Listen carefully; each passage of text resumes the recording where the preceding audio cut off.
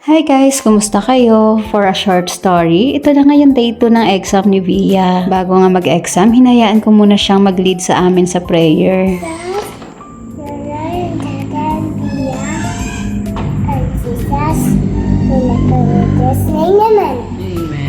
At pagkatapos nga namin mag-pray, hinayaan ko muna siyang kumanta ng mga ilang action song para nga hindi naman siya mabigla sa kanyang exam.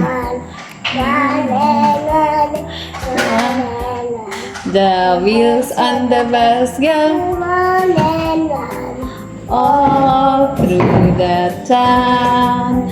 Pagkatapos nga ng mahabang kantahan ay nag-start na rin kami. Bali math subject nga yung kukunin niyang exam ngayon. Yung goal ko nga sana ay math exam lang yung kukunin niya ngayon. At sa part nga na to, nakikita ko na medyo perfectionist nga si Via. Kasi kahapon sa pagtitrace nga ng letters, hindi naman siya nag-e-erase. Pero ngayon kapag nagkakamali nga siya, ay nag-e-erase na siya. Sa part nga na to, medyo inaantok na ako. Pero si Via, hingi pa rin nga ng hingi ng another page. Pero syempre, ayoko din nga siyang mapuwersa. Kaya tinapos lang namin itong math and then kinagabihan na namin ginawa yung science. Kinagabihan na nga ito, tinuloy na namin ulit yung exam niya para sa science subject naman. At bago nga nag-exam ay nag-pray muna kami ulit ni Via. Ito talaga yung isang bagay na gusto kong kalakihan ni Via. Yung laging mag-ask ng wisdom sa Panginoon. Para makita niya na hindi ito sa sarili niyang galing. At lahat ng ito ay biyaya lang sa kanya ng Panginoon. At alam niyo, kahit ako, sobrang na-amaze talaga ako kung paano nga na-answer ni Via ng tama yung kanyang exam. At lahat nga ng yan ay lagi namin tinitingnan na biyaya ng Diyos sa amin. Kaya sa Diyos lang ang pinakamataas na papuri at pasasalamat. Pagkatapos nga ng exam, matutulog na din si Via, pero bago nga siya matulog ay nagkantahan muna kami at nag-devotion. Hanggang dito na lang muna. Thank you for being with us and see you in my next sharing.